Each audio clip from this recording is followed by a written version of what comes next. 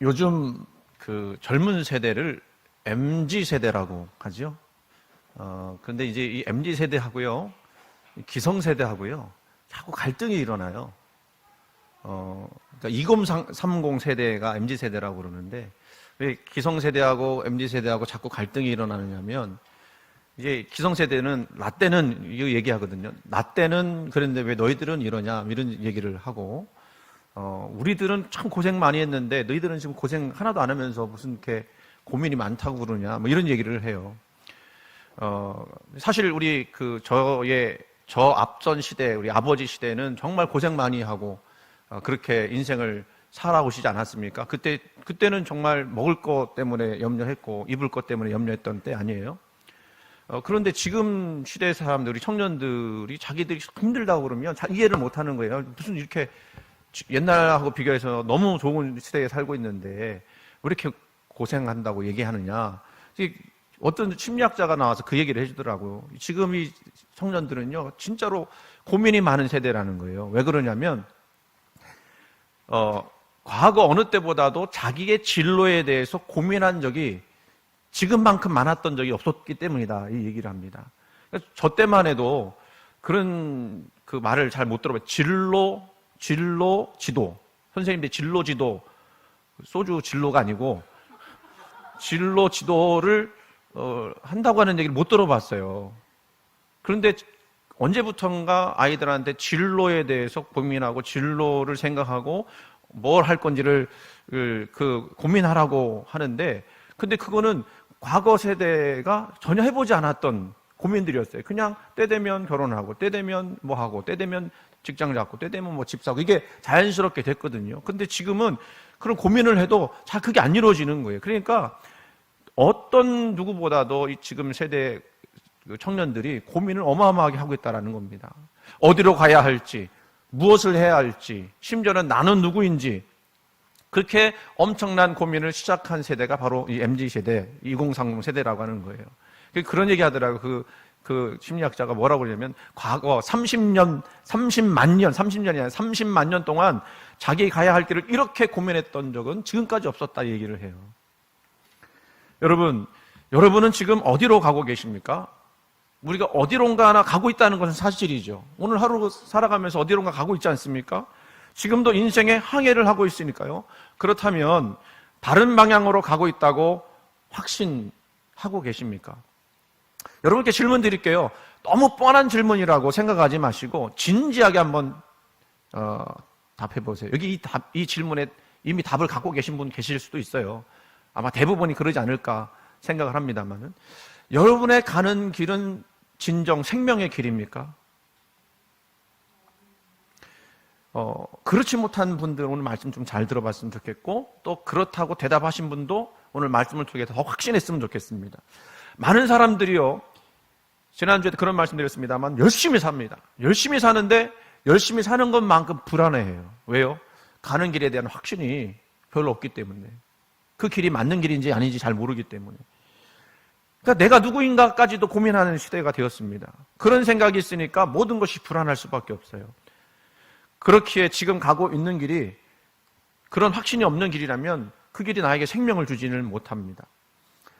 아무리 열심히 일을 하더라도 그렇게 열심히 살면 살수록 허무하게 느껴져요. 희한한 일이죠. 열심히 살면 확신이 생기고 열심히 살면 기쁨이 있어야 되는데 열심히 사는데도 불구하고 계속 불안해요. 계속 허무해요. 무기력해요. 심하게 말하면 인생 사는 재미가 없습니다. 인생 사는 재미 없으신 분 여기 계시죠? 예? 없어요? 네. 그런데 여러분 그렇다라고 말하는 분도 있을 거고 아니라고 말씀드리는 분도 있을 건데, 저는 여러분들이 그래도 그 생명을 여러분들 알고 있다라고 믿습니다. 왜냐하면 여러분들이 이렇게 일주일 살면서 힘든데도 예수를 왜 믿고 오늘 또 왜 교회를 나와서 예배를 드립니까? 저는 제가 목사인데 우리 성도들에 대해서 질문을 그렇게 해봐요. 그렇게 질문하면서 이분들한테 내가 전해야 될 말씀이 뭐가 돼야 될까를 고민을 많이 하거든요. 여러분들 왜 교회에 오셨어요? 목사가 왜 교회에 오냐고 물어보니까 이상하죠. 왜 교회에 오셨어요? 여러분 여기에 생명이 있기 때문에 믿습니다. 그렇죠. 그거를 우리가 모르면 이 교회 오는 거 오고 가는 것이요, 그냥 셔틀버스 왔다 갔다 하는 거하고 똑같은 거예요.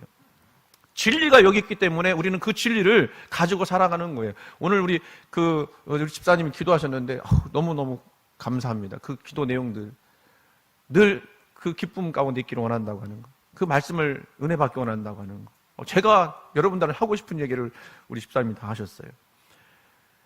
여러분, 이 놀라운 사실과 은혜를 깨닫는다면요, 우리는 늘 예수님을 가까이 할 수밖에 없어요. 왜? 예수님이 우리의 생명이 되시니까.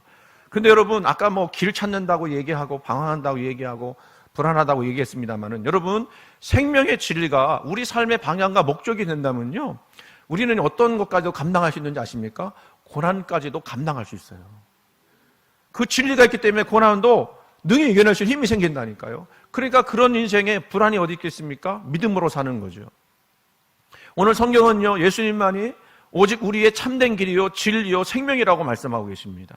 뭐 같은 의미라고 말씀드릴 수 있어요. 길이고 진리고 생명이라는 게 다 연결되는 거죠. 그런데 여러분, 이 짧은 한마디 말씀, 단순하고 간단한 진술이지만 이 말씀의 깊이는요, 이거를 깨닫지 못하면 그 말씀의 그 우물에서 물을 길어 올릴 수가 없어요. 너무너무 깊은데 그거를 모르면 그 우물이, 그 진리의 우물이 얼마나 깊은지를 모르면 퍼 먹을 수가 없단 말이에요. 여러분 한번 생각해 보세요. 예수님 아닌 어떤 사람이, 어떤 철학자가, 어떤 과학자가, 어떤 현인이 내가 길이요 진리요 생명이라고 그렇게 말한 사람이 있습니까? 다 자기 모른다고 그래. 소크라테스는 자기 다 모른다고 이야기가 그게 진짜 현자라고 얘기하지 않았습니까? 근데요, 보니까 예수님만이 길이다라고 예수님이 스스로가 얘기를 했어요. 여러분, 이건 우리가 믿지 않습니까? 믿죠? 그런데 이걸 잘 못 믿을 수 있는 사람도 있어요. 뭐 교회 안 다니는 사람도 있을 수 있고, 처음 믿은 사람도 있을 수 있고, 예수님만이 길이라고 하는 거, 내가 그거를 내가 신뢰할 수 있을까? 어떤 분이요, 예수님을 부정했어요. 기독교 신앙을 부정한 거죠. 그런데 그 마음속에 예수님이라고 하는 분이 어떤 분인지를 진지하게 고민하고 연구해봤다 생각을 한 거예요. 복음서를 막 있습니다. 복음서를 읽는데 복음서에 보면 예수님만이 하신 말씀들을 쭉 보면서 이게 좀 가까이 가는, 진리 가운데 가까이 가는 거죠. 그럼 그 예수는 누구냐? 자기가 생각해 본 거예요. 예수님이 만약에 이 진짜 하나님의 아들이 아니라고 하면 이 사람은 거짓말쟁이든지 사기꾼이다. 두 번째는 미친 사람이다. 그리고 세 번째는 이 말이 그대로 신뢰할 만하다면 이 사람은 정말 하나님의 아들이 맞다라고 생각을 했어요. 그런데 한번 생각해 보세요. 만약에 사기꾼 거짓말쟁이라면 그렇게 놀라운 말씀을 전할 수 있겠습니까? 우리 산상수훈 같은 그런 말씀, 정말로 그 보석과 같은 말씀을 전할 수 있겠어요? 그리고 십자가에 죽을 수 있겠습니까? 사기꾼이라면. 사기꾼은요, 늘 자기 유익을 취하는 사람이 사기꾼이잖아요. 근데 그러지 않아서 자기 몸을 내놨단 말이에요. 또 예수님이 죽으신 후에 만약에 거짓말쟁이라면 예수님 믿는 제자들이 계속 따라 붙었겠습니까? 그 고난과 순교의 시대를 지나면서. 거짓말이라면 그럴 수가 없는 거예요. 그런데 나중에 보니까 그 복음이 고난 속에 더 풍성하게 막 전달되고 전파되어지는 것을 볼 수가 있는 거죠. 또 미친 사람 있을 수 있겠다. 왜 미친 사람이 그러잖아요. 내가 나폴레옹이다, 막 이런 사람이 있고, 그런 사람 있지 않습니까? 근데 그런 거하고는 격이 다르지 않습니까? 만약에 예수님이 미친 사람이라고 하면 제자들이 어떻게 생명을 걸고 예수님 가신 그 길을 갈 수가 있었겠고, 그런 기적을 행할 수가 있었겠느냐. 그래서 이 사람이 결론 낸 게 뭐냐면, 예수님이 사기꾼도 아니고 거짓말쟁이도 아니고 미친 사람도 아니라면 이분이 하신 말씀은 진리다. 그러면 이분은 누구예요? 하나님의 아들인 거예요. 그 하나님의 아들이 지금 우리에게 뭐라고 말씀하시냐면, 내가 길이요 진리요 생명이다라고 말씀하시는 거예요. 그러니까 여러분, 이 말씀을 여러분 신뢰하고 받아들이셔야 한다는 거예요. 그 말씀을 그냥 듣고 한 귀로 흘러버리면 안 된다는 얘기입니다. 그러면 여러분, 우리가 이제 질문해 보는 거예요. 만약에 예수님이 나의 삶의 길이고 진리고 생명이 된다고 하신다면 우리 삶에 어떤 일이 벌어지겠어요? 그걸 내가 인정하고 그걸 받아들이고 믿고 살아간다면, 예수님이 나의 길이 되어주신다면요, 내 삶의 방향은 어떻게 되어 올 것이며 무엇인지 알게 되고, 또 내가 삶을 살아가면서 내 삶을 통해서 하나님이 하시고자 하시는 일이 무엇인지 깨닫게 돼요. 그거를 우리가 알게 되는 거예요. 또 두 번째는요, 그 과정에서 누구를 경험하게 돼요? 예수님이 정말로 살아계신 분이구나, 예수님이 진리가 되시는구나, 그걸 또 깨닫게 되는 거예요. 그 마지막에는요, 그것에 대한 반응으로서 내가 무엇을 해야 할지도 알게 되는 거예요.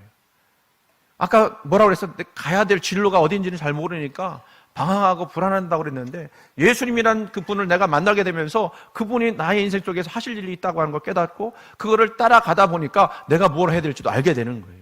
확신 가운데 살게 되는 것입니다. 여러분이 여러분의 삶 가운데 예수님이 여러분의 길 되심을 받아들이신다면, 하나님은요, 예수님은요, 여러분의 인생 가운데 놀라운 일을 벌이실 줄로 믿으시기 바랍니다. 그렇다면 또 질문해보네요. 그런 길 되신 예수님을 내가 믿을 때 그 놀라운 일이 일어난다고 그러는데 그걸 우리가 어떻게 확신할 수 있을까요? 그 일들을 벌이실 거라고 하는 것을 내가 어떻게 확신할 수 있을까요? 이거는 우리 신앙은 신념하고 다르잖아요. 내가 옳다 하는 것을 믿는다라는 건 비슷하지만 그 신앙과 신념은 다르다고요. 여러분, 신앙은요, 영적인 거예요. 근데 그 영적이라는 것을 우리가 생각해 볼 때 그 가운데 영적인 뭐가 우리 가운데 역사하셔야 되는 거죠. 예수님이 내 삶의 길이라고 하는 것을 확신할 수 있게 되는 그 길이 뭐냐면, 내가 예수를 믿는 순간 그 안에 누가 들어와요? 내 속에 누가 들어와요? 성령님이 들어오셔서 그것을 도와주시는 거예요. 내가 진리를 깨닫도록 도와주시는 거예요. 요한복음 16장 13절 말씀 보세요.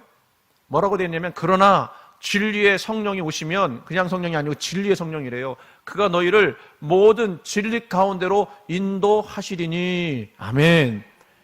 모든 진리 가운데로 인도하신대요. 그러니까 여러분, 이거를 그냥 그렇구나라고 읽으시면 안 되고, 내가 예수를 믿는 그 순간, 예수님이 내 삶의 길이라고 하는 걸 내가 인정하고 믿는 순간, 예수님은 나를 진리 가운데로 인도하시는 분이시구나, 이거를 알고 믿고 행해야 한다는 겁니다.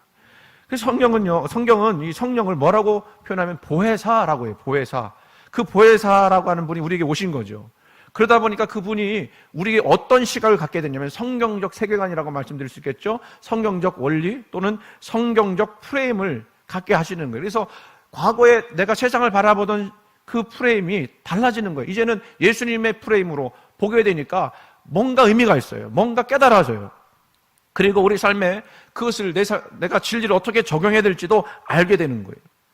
그래서 이 성령이 내 안에서 역사하시면 우리에게 행하시고자 하는 목적하신 바를 우리가 알게 되는 겁니다. 그러면 그 길은 무슨 길이 되냐면 생명의 길이 되는 거예요. 여기서 또 질문을 드릴게요. 그러면 그 성령님은 또 어떻게 경험하는 거예요? 성령님이 내 안에 오신다는 것까지는 알겠어요. 그런데 그 성령님은 또 어떻게 경험하는 걸까요? 성령님이 손에 잡히는 분도 아니고 눈에 보이는 분도 아닌데, 오늘 우리 이 시대는요, 감각적인 시대로 살아가는 그런 시대 아닙니까? 눈에 보이지 않고 만져지지 않고 느껴지지 않으면 잘 인정하지 않아요. 그러다 보니까 이 성령님 이야기하면 막연하고 신비하게만 느껴집니다. 그러나 여러분 염려하지 마세요. 성령님이 여러분 가운데 멀리 계시지 않습니다. 예수님을 주님으로 고백하는 분들 그 가슴 가운데, 그 심령 가운데 또 옆에 계셔요. 그러면 그 성령님이 내 삶 속에서 어떻게 간섭하시느냐? 다른 것도 없습니다. 바로 성경을 통해서, 말씀을 통해서 성령님이 여러분들을 가르쳐 주시는 거예요. 깨닫게 해주시는 거예요. 그래서 성령이 내 안에 들어오실 때, 과거에는 그냥 봤던 말씀인데도 불구하고 그 말씀이 어느 순간 내 속에 확 들어오는 순간이 있어요. 그게 깨달아지고 그게 기쁨이 되고, 이 말씀이 나에게 주시는 말씀이구나. 그래서 너무 기쁘고 즐거운 일들이 막 벌어지기 시작하는 거예요. 그래서 성경은 정말로 하나님의 감동으로 된 것인 줄 여러분 믿으시기 바랍니다. 여러분, 요한복음 14장 16절 이런 말씀 나와요. 내가 아버지께 구하겠으니 그가 또 다른 보혜사를 너희에게 주사 영원토록 너희와 함께 있게 하리니. 그러니까 우리가 예수를 믿으면 누가 영원토록 나와 함께 하셔요? 성령님이. 그래서 나를 영원토록 인도하시는 거예요. 14장 26절 말씀, 보혜사 곧 아버지께서 내 이름으로 보내실 성령, 그가 너희에게 모든 것을 가르치고 내가 너희에게 말한 모든 것을 생각나게 하리라. 아멘. 여러분, 우리가 어디로 가야 할지 헷갈릴 때가 있잖아요. 이 길이 바른 길인지 바른 방향인지. 그럴 때 우리가 기도하고 또 말씀을 통해서 그것을 확인하고 할 때 우리 마음 가운데 어떤 확신이 생기고요, 믿음이 생기고요, 평안이 생겨요. 그러면 이게 사인이에요. 아, 하나님 이런 길로 가라 하시는구나. 가르쳐 주시는 거죠. 에베소서 3장 20절 말씀, 내가 이 말씀을 우리 성도들한테 나눠드렸는데 외우셨어요? 우리 가운데서 역사하시는 능력대로 우리가 구하거나 생각하는 모든 것에 더 넘치도록 능히 하실 이에게. 할렐루야. 얼마나 좋습니까? 얼마나 귀한 일이에요. 좀 띄워주세요. 우리 가운데 역사하시는 능력대로. 하나님이요, 가만히 계신 게 아니에요. 여러분 그걸 믿으세요. 여러분 삶 가운데 하나님이 여러분 능력으로 임하신다니까요. 그리고 일하신다니까요. 그걸 우리가 인정하고 바라보고, 하나님 오늘 내 삶 속에서 하나님의 능력을 베풀어 주시니 감사합니다. 그걸 인정하고 바라는 거예요. 그리고 내가 구하고 기도하는 것보다 더 넘치도록 우리에게 주시는 분이 우리 하나님이라고 말씀하셨어요. 그러니까 우리가 세상이 좀 힘들고 어렵다고 해서 기죽을 필요가 없어요. 너무 염려할 필요 없어요. 염려, 금신 할 수밖에 없는 인생이지 않습니까? 그런데 그럼에도 불구하고 우리는 믿음으로 나가는 거예요. 하나님이 살아계시기 때문에. 분명히 믿으시기 바랍니다. 우리가 생각하고 구하고 기도하는 것에 더 넘치도록 우리 주님께서 하실 줄로 믿습니다. 그러다 보면요, 여러분의 인생에 의미 있는 일이 생기잖아요. 그것은 그냥 생긴 일이 아니고요, 우리가 믿고 나갈 때에 하나님 역사신 것으로 우리가 받아들일 수 있어요. 제가 오늘 설교를 준비하다가 갑자기 생각난 그 영화가 하나가 있어갖고 얼른 찾아봤어요. 여러분 유튜브에도 남아 있는데 저도 한번 본 적은 없어요. 그 소개하는 내용만 봤는데 예수는 역사다라고 하는 제목의 그 영화예요. 그 유튜브에 그냥 공개가 됐어요. 거기에 보면 그 리 스트로벨이라고 하는 미국의 목사님이 그 주인공인데 기자였어요. 예수님 안 믿는 사람이었어요. 무신론자였어요. 그런데 어느 식당에 갔다가 딸이 뭔가 먹었는데 막힌 거예요. 그거 잘못하면 큰일 나잖아요. 근데 그때만 해도 하임리 이거 확 하는 거 그거를 잘 모를 때였는데 막 아기가 막 사색이 돼서 죽어가는 순간에 갑자기 어디선가 간호사가 나타나갖고는 이 아이를 이렇게 해갖고선 뵙게 한 거예요. 고맙다고 얘기했겠죠. 근데 이 간호사가 뭐라고 그러냐면요, 이거는 하나님이 나를 여기 보내셨기 때문이다라고 이야기하는 거예요. 사실은 남편하고 가기로 했던 식당이 있었는데 거기가 안 가고 여기 왔다는 거예요. 자기는 이게 하나님이 자기를 보내신 것이라고 믿는다는 겁니다. 이 사람이 안 믿어요. 그 기자 리 스트로벨이 안 믿어요. 그런데 부인이 교회를 가기 시작하면서 이 사람도 동요가 되기 시작했고, 그 예수가 누구인지를 막 찾아가는 거예요. 그 내용이 거기에 나와 있는데 그 참 좋은 내용이에요. 여러분 시간 되시면 1시간 반 정도 영화인데요, 예수는 역사다. 이거 한번 꼭 찾아서 보셨으면 좋겠어요. 어쨌든요, 의미 있는 일이 생기는 거예요. 그러면 그건 누가 인도하시는 거예요? 하나님 인도하시는 거예요. 만약이라는 그런 것도 없다는 거죠. 자, 그러면 여러분, 그럼 성령님이 여러분들을 인도하실 겁니다. 말씀으로 인도하실 겁니다. 그러면 그 인도하시는 것은 어떤 방법으로 하실까요? 분명히 예수님은 우리의 길이 되어준다고 그랬는데, 여러분이 차를 타고 운전해서 잘 모르는 곳에 간다고 하면 뭐에 도움을 받죠? 그 이쁜 아가씨 목소리 그 도움 받잖아요. 저 같은 경우도요, 서울 지금 한 8년째, 9년째 다 살아가는 건가요? 사는데 아직도 가는 길을 웬만한 길 아니면 그냥 내비게이션을 켜고 가요. 왜냐하면 가는 길 아는 길이지만 주위에서 그 봐야 할 길이 있어요. 요즘에는 그 어린이 보호구역 있잖아요. 그거 한번 저 찍혔어요. 그 빨간 불인데 앞차가 큰 차가 지나가니까 나도 따라가다가 그거 모르고 찍혔어요. 엄청 나왔어요, 그 벌금. 그런 길들이 많이 있어요. 근데요, 이 내비게이션은 어떻게 인도를 하죠? 이렇게 얘기해요. 500m 앞에서 좌회전하세요. 300m 앞에서 우회전하세요. 라고 가르쳐줘요. 그리고 또 꼭 이렇게 덧붙이죠. 다른 길로 가지 않도록 주의하세요. 그렇게도 붙여요. 여러분, 내비게이션은 우리가 잘 알지 못하는 것을 또 잘하는 곳이라도 주의할 곳에 대해서 이야기해 줍니다. 근데 그 길을 인도할 때 특징이 있어요. 한 번에 하나씩 인도해 줘요. 그러니까 여러 가지 정보를 한꺼번에 주지 않습니다. 예수님도 마찬가지라는 거예요. 우리가 먼 미래 일까지도 알고 싶어 하고, 그리고 그 미래를 준비하기를 원하고, 그러면서 그럴 길이 있는지를 막 찾지 않습니까? 근데 예수님은요, 죄송하지만 우리를 인도하실 때 성령님은 한 번에 하나씩 알려주실 뿐이에요. 그러면 여러분, 그 인도하심이 사실은 답답해요, 답답하잖아요. 저 같은 사람은 답답해요. 엄청 답답해요. 그래도 어쩔 수가 없어요. 우리 주님이 인도할 때 우리를 한 번에 하나씩 한 걸음 한 걸음 인도하시는 거예요. 근데 우리가 그 예수님의 방법을 신뢰하는 거죠. 그렇게 가야만 우리의 생명과 평안이 유지가 되기 때문에. 그 어느 목사님 설교 속에 나온 예화인데 오늘 그 제가 나누는 말씀하고 너무 잘 맞는 이야기라 제가 말씀을 드릴게요. 중국 지하교회 어떤 지도자가 있었대요. 그러니까 좀 오래된 이야기죠. 중국 가정교회를 하다가 잡혀갔어요. 그때 잡혀갔는데 그 수용소에 감옥에서 무려 몇 년을 살았느냐면 18년을 살았어요. 18년을 살았는데 그 예수 믿는 것 때문에 그 시간들을 견뎌냈다라는 거죠.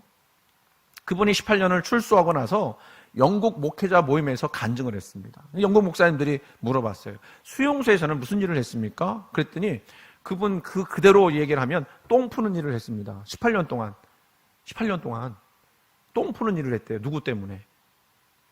예수님 때문에. 그러니까 왜 똥 푸는 일을 했느냐면 공산당이 볼 때에 예수쟁이들은 악질 분자예요. 이런 사람들은 가장 그 더럽고 힘들고 어려운 일에 막 보내는 거예요. 이분이요, 그 처음에 가서 얼마나 힘들었겠어요. 그 똥 인분을 푸니까. 너무 냄새가 나는 거예요. 얼마나 냄새가 나면 간수들도 가까이 오지 않아. 거기 그 일하는데. 너무 멀리서, 냄새가 나니까 너무 멀리서 그 감시를 해요. 처음에는 너무 힘들고 견디기 어려웠는데, 나중에 그것이 하나님의 은혜인 줄 알았어요. 왜? 아무도 안 오니까 말씀을 외우고, 찬송을 하고, 기도를 해도 누구도 뭐라고 하지 않는 거예요. 그게 하루하루가 너무너무 감사한 거예요. 나중에 시간이 어느 정도 돼갖고는요, 바꿔주겠다, 보직을 바꿔주겠다 그랬는데 이분이 아직 싫다고 그랬대요. 왜요? 그게 너무 좋으니까. 그분이 즐겨 부른 찬송이 뭐였느냐면, 주님 나와 동행하면서 나를 친구 삼으셨네. 우리 서로 받은 그 기쁨을 알 사람이 없도다. 아멘? 왜 그렇게 할 수 있었어요? 주님이 한 걸음 한 걸음 인도하시는 걸 알 수 있게. 여러분, 아까 제가 질문 드렸어요. 세상 사는 거, 세상 재미로만 보면 참 재미없죠? 일만 하니까. 무슨 재미가 있어요? 그런데 예수님과 동행하는 자에게는 놀라운 애가 있다는 거예요. 그 길이 의미가 있고 그 길이 생명이 있다는 것입니다. 그 인도하시는 그 두 가지 방법이 있는데 첫 번째는요, 일상에서 작은 기쁨을 순간순간 누릴 수 있도록 해주시는 거예요. 여러분, 똥 푸는 일이 뭐가 재밌어요? 그런데 똥 푸면서 말씀 외우고 또 찬송하고 기도하는 거 너무 좋은 거예요. 성령이 그 안에서 역사하시니까 막 기쁨이 넘치는 거예요. 그거를 작은 것이지만 우리가요, 놀라운 일이 아까 얘기했잖아요. 우리 삶에 놀라운 일을 벌어질 것입니다 라고 얘기했더니 무슨 뭐 복권 당첨자는 그런 거 생각하시는 분 계실지 모르겠는데, 놀라운 일이 뭐예요? 여러분, 삶의 의미를 깨닫는 거 아닙니까? 한순간순간마다 그 작은 것들에 대한 기쁨을 누리는 거 아니에요. 그게 하나님이 우리를 인도하시는 방법이고요. 두 번째는요, 하나님이 인도하시면요, 점진적이에요. 점진적으로 어떻게? 스텝 바이 스텝, 한 걸음 또 한 걸음. 멀리까지 막 말씀하지 않으세요. 뭐 1년 뒤, 2년 뒤 말씀하지 않으세요. 그냥 내일 일을 위하여 염려하지 말라 그러셨잖아요. 오늘 고생이 오늘 족하다. 우리는요, 사실 미리 예언적으로 주님께서 말씀해 주시면 뭐 비트코인도 좀 살아났을 수도 있고 또 주식도 좀 살아날 수도 있고, 그런데 그렇게 말씀하지 않으세요. 우리 주님은 그럴 생각이 없으세요. 그냥 하루하루 내가 있는 곳에서 주님 만나서 동행하는 그 삶을 너무너무 기뻐하는 거예요. 엘리야처럼 막 대단한 능력을 행할 수도 있지만요, 에녹과 같이 아무 능력 없이 그저 주님과 동행하는 삶을 살 수 있다는 거예요. 어느 것이 더 좋을까요, 여러분? 에녹과 같은 삶이 더 좋은 거예요. 한번 생각해 보세요. 이번에 막 승진도 하고 막 집도 막 사고 막 인생이 승승장구하는데, 근데 여러분, 그게 반드시 영적으로 복일까요? 영적으로? 우리 삶에 아무리 대박 사건이 일어나도 하나님이 함께 하시지 않는다면 그건 절대 축복이 아니죠. 저주일 수도 있어요, 여러분. 우리 창세기 요셉 이야기 우리 새벽기도 때 나눴지 않습니까? 너무 힘들고 어려운 시간을 보냅니다. 노예로 팔려가고 감옥에 갇히기도 하고. 그런데 그러면서도 그가 소망했던 것들이 막 하나도 다 이루어지지 않는 시간들을 막 보냈어요. 누가 봐도 이거는요, 이 인생은요, 끝장난 인생이에요. 소망 없는 인생이에요. 그런데 성경이요, 요셉을 뭐라고 표현했는지 아십니까? 요셉을 형통한 사람이라고 표현했어요. 왜 그랬죠? 누가 함께 하셨기 때문에? 하나님이 함께 하셨기 때문에 형통한 사람이라고 하셨어요. 여러분, 부자가 아니어도 괜찮아요. 지금 뭐 재정적으로 어려움을 갖고 있어도 괜찮아요. 괜찮다는 말은 뭐 그렇게 살라는 얘기가 아니고, 그 삶 자체를 볼 때에 주님이 동행하시면 그것도 극복할 수 있고 언젠가 우리 주님이 좋은 일을 보여주시지 않겠습니까? 그게 뭐라고 표현할 수 있느냐면요, 하나님의 신묘막측이라고 표현하는 거예요. 신기한 거예요. 묘한 거예요. 이거는 도저히 일어날 수 없는 일인데도 불구하고 하나님이 이렇게 인도하셔서 나로 하여금 그 길을 가도록 해주시는 겁니다. 계속 질문을 던지는데요, 그럼 또 질문을 던져볼게요. 우리 두 가지로 주님께 기도할 수 있어요. 첫 번째, 주여 제가 무엇을 하기 원합니까? 언제 어떻게 해야 할까요? 어디서 누구와 함께 하기 원하십니까? 그리고 저에게 그 결과를 알려주십시오 라고 기도를 해야 할까요? 아니면 두 번째, 주여 그저 한 번에 하나씩 제가 뭘 해야 할지를 알려주세요. 그대로 하겠습니다. 여러분, 우리가 마음에 드는 질문은요, 첫 번째예요. 주님, 내가 뭐 하기 원하십니까? 누구 만나야 됩니까? 어떤 길로 가야 합니까? 어떤 주식 사야 합니까? 어떤 비트코인을 사야 합니까? 알려주세요 라고 하는 게 마음에 들어요. 그리고 그것에 응답해 주시면 좋을 것 같아요. 그런데 그렇지 않고 주님 말씀하시면 나 순종하겠습니다. 그대로 하겠습니다. 하루하루 살아가는 거 하겠습니다. 그래서 주님은요, 뭐라고 말씀하지 않으시냐면 내가 길을 보여주겠다, 내가 지도를 너에게 주겠다, 내가 어떤 길로 가라고 말해주겠다라고 말씀하지 않고 뭐라고 하셨어요? 내가 곧 길이다 라고 말씀하셨어요. 여러분, 예수님이 길 자체가 되신다고 하는 것에 대해서 잘 생각해 보세요. 예수님을 우리가 잘못 이해하고 있을 때가 많은데요, 우리 길이라고 하는 것을 생각해 볼 때 예수님을 이용해서 우리가 어느 목적지에 다다른다고 하는 것이 아니에요. 예? 잘못 생각하시면 안 돼요. 여러분, 예수님을 이용해서 내가 원하는 어떤 목적지에 다다른다는 거 아니에요. 우리는 그게 아니고 예수님이라고 하는 그 길 위에 서 있는 거예요. 예수님과 동행하는, 조금 어려운 말일 수도 있겠지만, 그러니까 그분이 살아갔던 삶의 방식, 그분이 말씀했던 말씀, 그분이 기도했던 그 기도의 내용들, 우리가 그대로 살아가는 거예요. 그렇게 살아가면 주님 닮아가는 거예요. 주님 성품 따라 살아가는 거예요. 그러다 보면 우리 주님이 우리로 하여금 하나님의 뜻과 목적을 이루시기 위해서 한 걸음 한 걸음 인도해 주신다는 뜻입니다. 그래서 지난주에도 우리 말씀 나눴잖아요. 생명을 어떻게 얻는다고요? 또 다 까먹으셨죠. 생명을 얻는데 더 풍성히 얻는다 그랬어요. 더 풍성히 얻는다. 그런데 여기 이렇게 되려면 여러분, 이것도 중요한 일이에요. 한 걸음 한 걸음 인도하신다고 하는 것을 우리가 경험하게 되려면 이게 중요해요. 정말 중요한 신앙적 결단이 필요한 거예요. 무슨 결단이 필요한 겁니까? 주님을 100% 신뢰하는 거예요. 나의 삶의 주권을 하나님께 양도해 드리는 거예요. 내 삶의 주인은 누가 되시는 거죠? 내가 아니고요, 하나님이시라고, 주님이시라는 것을 인정할 때 가능해지는 거예요. 그래서 주님께서 인도하시기를 바라고 소원하고 나가는 거죠. 아까 그 영화 얘기했을 때 그 간호사가 이쪽으로 가고 싶었는데, 원래는 이쪽으로 가고 싶었는데 괜히 이쪽으로 가고 싶다는 마음이 들었다는 거예요. 그래서 갔더니 그런 사건이 일어났고 그 아이의 생명을 구원했고, 그 아버지가 나중에 미국의 아주 위대한 목사님이 돼서 수많은 사람들을 인도하는 일이 벌어졌단 말이에요. 이게 얼마나 놀라운 일이겠습니까? 그 삶 속에서 얼마나 놀라운 일이 일어나는 거예요. 그러니까 그냥 단순하게 순종했는데 나비 효과처럼 큰 역사들이 막 우리 삶 가운데서 일어나게 되는 거예요. 저는요, 우리 성도들 삶 가운데 이런 일이 일어나기를 원합니다. 그래서 큰일 바라는 게 아니에요. 순간순간만. 우리 성도들 그런 고백 있지 않습니까? 우리 기관교 모임할 때 그런 고백들 하는 거예요.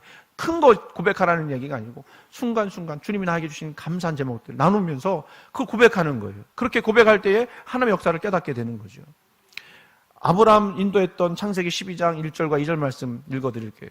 여호와께서 아브라함에게 이르시되 너는 너의 고향과 친척과 아버지의 집을 떠나 내가 내게 보여줄 땅으로 가라. 내가 너로 큰 민족을 이루고 내게 복을 주어 내 이름을 창대하게 하리니 너는 복이 될지라. 아멘. 복이 된다고 하는 큰 말씀 주셨잖아요. 근데 그게 너무 막연해. 너무 막연해요. 그 비전과 목표는 참 기쁘고 감사한 일이었을 겁니다. 그런데 지금 아브라함이 그 비전을 이루기 위해서는 뭘 해야 해요? 주님이 뭐라고 하셨어요? 하나님 뭐라고 하셨어요? 떠나, 가라. 어디로? 내가 내게 지시할 땅으로. 그러니까요, 먼 비전은 너무 막연한데 지금 내가 당장 해야 될 거는 주님이 말씀하신 거 떠나가는 거였어요. 떠나가는 거였어요. 그걸 따라갔을 때 복이 된 것이죠. 여러분 삶 속에서도 여러분은 하고 싶지 않은데 막 주님이 말씀해 주시는 부분이 있어요. 제일 좋은 거 뭐였어요? 기도하고 싶지 않은데 막 기도하라고 막 말씀하시는 거예요. 말씀에 대한 부담감 느끼는, 목사님 계속 말씀 읽으라고 그러고, 말씀을 통해서 성령이 역사하신다고 그러니까, 말씀을 너무 피곤한데 말씀 읽고 싶은 마음이, 그 성령이 말씀하시는 거예요. 여러분, 갈등을 일으키는 거예요. 그래서 우리로 하여금 순종의 삶, 더 놀라운 일을 맺게 하시기 위해서. 여러분, 우리가 이것을 확신하고 이것을 믿고 우리 삶을 주님께 맡기지 않으면, 이렇게 순종하는 삶을 살지 않으면, 저와 여러분에게 주님은요, 주님의 뜻을 말씀해 주실 수가 없어요. 왜 우리가 하나님을 경험하지 못하느냐? 순종하지 않았기 때문에 그래요. 하나님의 그 위대한 일을 위해서 우리가 위대한 순종을 할 때 위대한 능력과 권세가 나타나는 건데, 그걸 순종하지 않으니까 그 위대한 역사를 볼 수가 없는 거 아닙니까? 이 말씀은 저에게도 스스로 하는 말씀이에요. 우리 여러분, 하나님은 좋으신 하나님이세요. 위대하신 하나님이세요. 여러분 삶 가운데 연세가 많든 적든, 저는 우리 청년들에게도 이런 고백이 있었으면 좋겠어요. 하나님은 내 인생 속에서 놀라운 일을 베푸실 것이다. 자, 마태복음 6장 33절과 34절 말씀 볼게요. 우리가 어떻게 해야만 되는가? 그런즉 너희는 먼저 그의 나라와 그 의를 구하라. 그리하면 이 모든 것을 너희에게 더하시리라. 그 다음 말씀도 중요해요. 그러므로 내일 일을 위하여 염려하지 말라. 내일 일은 내일이 염려할 것이요 한날의 괴로움은 그날로 족하니라. 정리하면 이거예요. 우리가 하나님을 믿고 의지하여서 그의 나라와 그 의를 먼저 구하게 되면 하나님이 하루하루를 인도해 주시는데, 그 속에 사람의 역사가 나타난다라고 하는 거, 그거를 우리 주님께서 말씀해 주고 계신 거예요. 여러분, 주님의 나라와 의를 구하라고 했던 그 말씀처럼 여러분이 먼저 하나님을 생각하시고 하나님의 뜻을 먼저 생각하시고 그 뜻에 내가 순종하겠습니다라고 하는 절대적인 그런 그 믿음의 고백이 있을 때, 우리에게 주님은 떠나가라 말씀해 주시지만, 그러나 결국에 우리를 복된 존재로 만드실 것을 믿고 나가시는 저와 여러분 되기를 주님의 이름으로 간절히 축원을 드립니다.